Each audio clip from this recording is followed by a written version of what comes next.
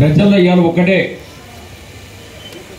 ఏదైతే జగన్మోహన్ రెడ్డి మోసం చేసి ఓట్లేసి గెలిపించుకొని ప్రజలకు విగనామం పెట్టినటువంటి జగన్మోహన్ రెడ్డి బుద్ధి చెప్పాలనేసి, ఏదైతే చంద్రబాబు నాయుడు ఎన్నికల్లో వాగ్దానాలు చేశాడో తూచా తప్పకుండా 100 రోజుల పూర్తి సక్సెస్ చేసినటువంటి భారతదేశంలో నెంబర్ 1 ముఖ్యమంత్రి చంద్రబాబు నాయుడు చెప్పక తప్పదు.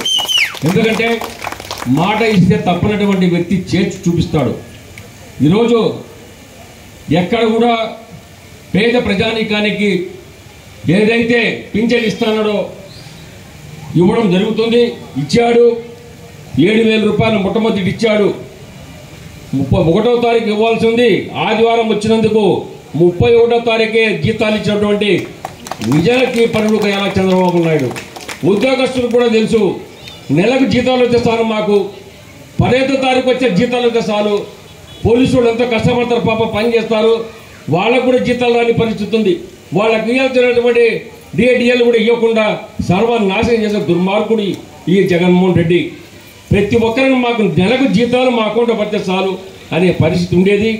చంద్రబాబు ఒకటే చెప్పాడు, అధికారం వస్తే నేను ముఖ్యమంత్రి అయితే 1వ తారీఖు ఖచ్చితంగా మీ జీతాలు మీ అకౌంట్లో పడతాయి చెప్పడం జరిగింది. ఇప్పుడు జరుగుతున్నాయి. ఏ ఒక్కరికి కూడా భయపడాల్సిన అవసరం లేదు. 100 days సూపర్ సిక్స్ ఉన్నటువంటి 6 పథకాలు కూడా ఇవ్వడం జరుగుతూ ఉంది. ఇవాళ ఇన్నిస్తుంటే కూడా జగన్మోహన్ రెడ్డి తప్పుడు కూతురు కూస్తున్నాడు. ఆయన అంటాడు, ఇది సాధ్యమా? సాధ్యం, ఇది చేత కాదు, నీకు చదువు రాలేదు, చదువు అనేది తెలియదు, ప్రభుత్వాన్ని ఏ విధంగా నడిపేది తెలియదు, దొంగతనం చేసేది తెలుసు, ప్రజల సొమ్ము దోచుకునేది మాత్రం తెలుసు. నీకు కచ్చ సాధింపు తప్ప చంద్రబాబు నాయుడు ఏ విధంగా ఒక రోజు జైలు వేయాలి, అది తప్ప రాష్ట్ర అభివృద్ధి కోసం ఏ రోజు కష్టపడి పని చేసావు ఒక్కసారి చెప్పు. వరదలు వచ్చాయి, వరదలు వచ్చినప్పుడు అధికారులు కూడా పూర్తి పని చేయాలి, అధికారులు ముందుకు రావాలనే ఉద్దేశంతో చంద్రబాబు నాయుడు కూడా నీళ్లలో దిగి, నడుములోతు నీళ్లలో దిగి 10 రోజులు విజయవాడను ఆపద్బాంధవులుగా కాపాడే మహానుభావుడు చంద్రబాబు నాయుడు. దానికి అధికార యంత్రాంగం మొత్తం రాష్ట్రంలో అధికారులు అందరూ కూడా పోయి అక్కడ ప్రజలకు సాయం చేసి వాళ్ళకి ఈరోజు అన్నం పెట్టి కాపాడినటువంటి మహానుభావుడు చంద్రబాబు నాయుడు. దీన్ని కూడా తప్పుపడతాడు. ఒక్క 15 నిమిషాలు పోయినాడు, చూశాడు, అక్కడ కొంతమంది మహిళలు ఎదురు తిరిగారు. నీవున్నప్పుడు పనిచేసిన చంద్రబాబును విమర్శించడానికి నీకు సిగ్గు లేదా దుర్మార్గుడు అని చెప్పేసి మహిళలు ఎదురు తిరిగితే పరారైపోయాడు. ఇంకా వద్దని తంతారని ఇంకా పొరక తీసుకుని రావడాడు, భయపడి ఈ పొరక కొడతారని చెప్పేసి పరారైపోయినాడు. ఇప్పుడు ఈ సిగ్గు లేదు. ఈ దుర్మార్గుడు అడుగుతున్నా, పవిత్రమైన తిరుపతి దేవస్థానం తెలుసు మీకు? అటువంటి పవిత్ర స్థానంలో ఉన్నటువంటి అక్కడ ఎట్ట ఉండాలంటే పవిత్రంగా ఉండాలి. లడ్డు తయారీలో స్వచ్ఛమైన నేతిని కలపకుండా ఆయిల్ మిక్స్ చేసి ఎక్కడో జంతువుల యొక్క రసాన్ని పిండి నెయ్యిని కల్తీ చేసి భక్తులకు పాపం కట్టుకున్నటువంటి దుర్మార్గుడు జగన్మోహన్ రెడ్డి. లడ్డు తయారులో ఎవరైనా చేస్తారా? అందుకే భగవంతుడు కళ్ళు ఎర్ర చేశాడు. వెంకటేశ్వర స్వామి మీ నాయన్ని తీసుకుపోయినాడు, నీకు 11 సీట్లు ఇచ్చాడు, 2 నామాలు, నీ గతింతే అని చెప్పేసి ఇంకా ఫోన్ చెప్పి బయటికి పంపించినాడు. అయినా సిగ్గు లేకుండా ఇప్పుడు ప్రెస్ మీట్ పెట్టాడు. నేను తప్పు చేయలేదు, కరెక్ట్గా ఉన్నాయి. చదువు రాని వానికి ఆ చదువు పేపర్లో చదివేదానికి కూడా చేత కాదు. ఇప్పుడు చూశాను నేను ప్రెస్ మీట్లో. నీకెందుకు పరిపాలన అడుగుతున్నా? రాష్ట్రాన్ని అడ్డగోలుగా నాశనం చేసి ఏదైతే విజయవాడను కాపాడలేక అమరావతి రాజధాని చంద్రబాబు వస్తే అమరావతి చేస్తాడు అని కుట్రవన్నీ ఎన్నికలైన తర్వాత వర్షం పడింది, వరదలు వచ్చాయి.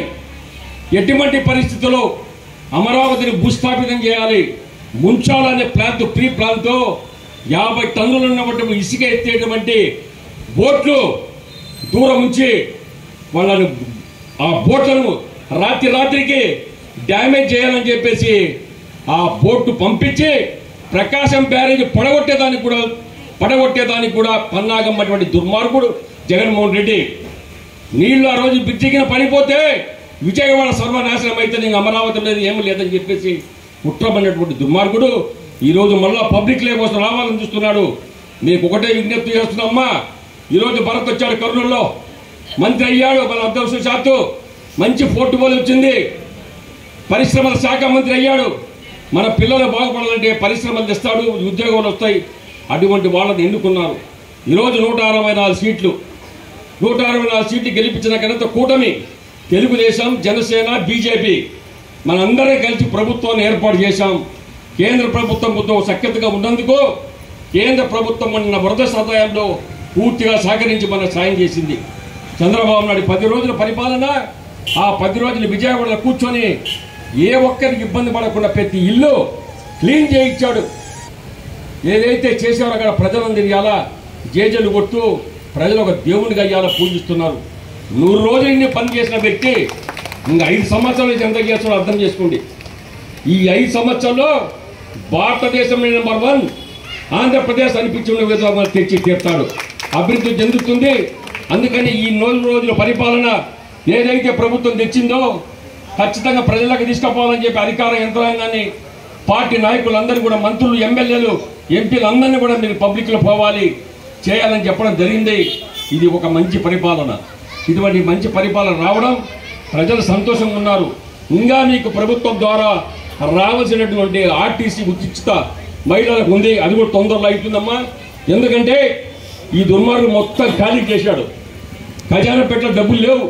అయినా ఏ ఒక్క ఉద్యోగస్తులకు జీతాలు పెండింగ్ పెట్టకుండా, పింఛన్లు పెండింగ్ పెట్టకుండా ఏది వాగ్దానాలు చేసినా అన్ని తూచా తప్పకుండా ఇస్తున్నారంటే ఆయన ఎట్లా తిప్పలు పడుతున్నాడో, ఎక్కడి నుంచి చేస్తున్నాడో ఎవరికి తెలియదు. శక్తి ఉంది, యుక్తి ఉంది. ప్రభుత్వానికి